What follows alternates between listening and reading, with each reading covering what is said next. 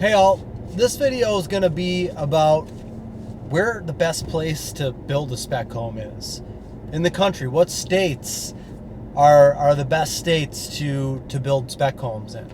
And I don't know, I don't have all of the full statistics or details here, but I've got a number of clients from around the country, and there are a few particular states that I know from talking with people and then kind of doing my own research that there is huge demand for not just new construction housing, but housing, and huge demand for new construction housing. There's basically a shortage of housing in some of these areas with the amount of people that are moving into these areas by the day. It's a perfect forecast for somebody who wants to start building spec homes because there's going to be demand there. Now, we are in September of 2021, and we still have a great real estate market.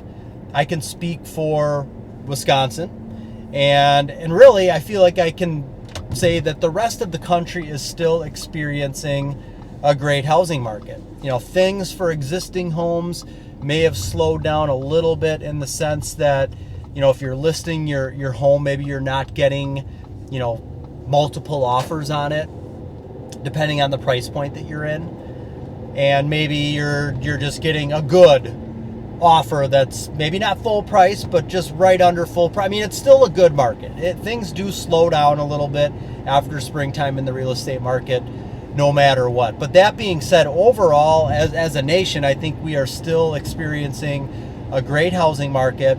And this is a great time to build spec homes because there is demand in almost every state. I mean, I've got clients in a lot of different states, and it's the same thing all across the board. There's huge demand. No matter what you put up is going to sell. Now, when things slow down a little bit in certain states, there are going to be other states that there's still going to be big demand in. So I'm going to just call out a couple of those states here.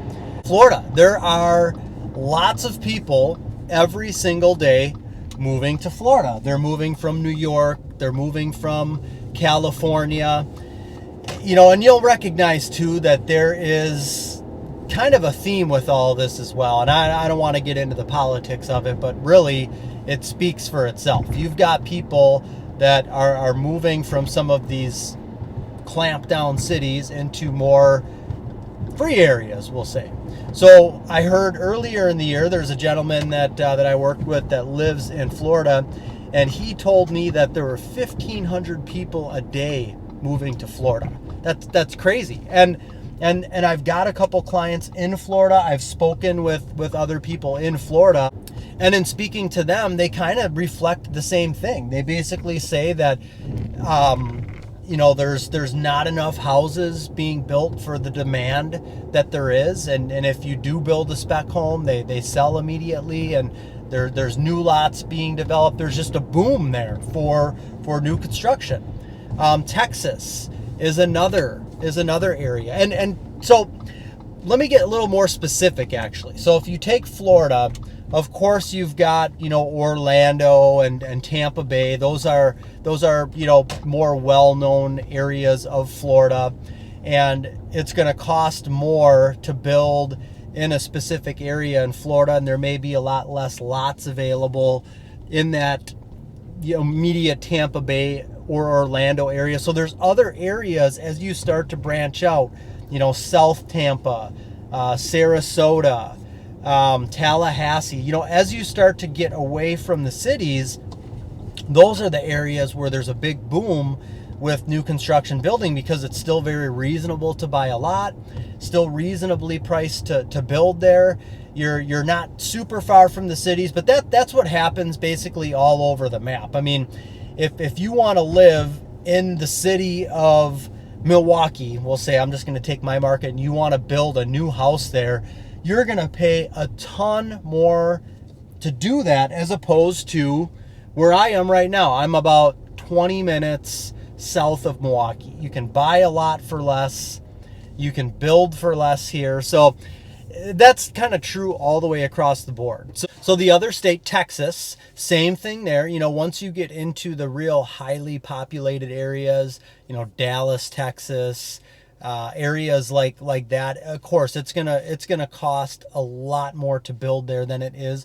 Once you start to get kind of outside and into the suburbs and maybe into new, I mean, what happens is, you know, Dallas gets filled up and then things start to get developed outside of that, and then those areas get filled up, and then things start to get developed outside of that, and then that's now the new hot area to, you know, to buy or to build in, because prices are still reasonable to buy lots there, and there's huge demand. People want to, I think, just more in general, kind of get out of the cities a little bit more and get a little bit more space, especially after what we experienced with COVID. I mean, if you lived in a high-rise apartment building throughout that whole experience where we had the lockdowns and all that stuff, and especially in certain states where they were locking you down and you had to stay within your apartment, I think a lot of those people, they want to have a yard now. So if this happens again, they can at least go outside, have a little bit of space, go outside of their house. So that's fueling some of this as well.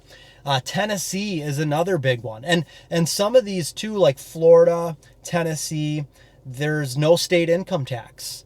Or it's very low compared to, you know, Wisconsin, where I am, or New York, or California. You know, California, I think your state income tax is like 60%. 60% of what you make is going right to the state. Why that?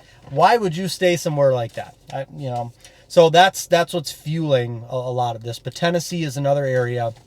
I've got a client that just started with me, and he sent me an article that said that, you know, by the year, I can't remember how many years out it was, but 40,000 new construction builds are going to need to be built based upon what's happening with the state and with growth, you know, by the year whatever it was. So there are certain states, you know, Wisconsin, I would say, is another one, because we're bordering Illinois, and Chicago, another, you know, big city. There's things going on there with crime and the mayor there, and there's a lot of people that just aren't happy with Illinois and living in Illinois, so they're moving to Wisconsin. So if you are somebody that's young and you're not specifically tied down to a certain area yet, and this is something that you want to do, you want to build spec homes, you want to be a home builder, you know, maybe look at some of these states, and I'm sure there are some that I'm missing. You could probably do a little more research and find out, but I know for sure Texas, Florida, Tennessee, and again, I'll even say Wisconsin is pretty good here at our southeastern portion of the state. But for sure, with speaking with clients in Florida, Texas, and Tennessee, I know there's huge demand there for new construction. So it's almost a no-brainer. If you went down there and you have the means to build a spec home down there, it's going to sell. And then you can continue to go and grow down there and go from there. So just wanted to kind of throw that out there for those of you that didn't know that. Now you know. And if you're thinking about starting something up, maybe you decide, hey, I'm going to move over a state. You know, maybe you're bordering Florida and you decide that, you know what, I'm just going to move to Florida and start this because I know that there's more demand there and it's going to just make my business grow faster and be more successful. I think that makes sense to do. So that's all I've got for this video. I hope you find that useful. If you don't subscribe, please do so. Click the little bell for notifications so you'll get notified of more videos like this. Take care, have a great rest of the day, and God bless.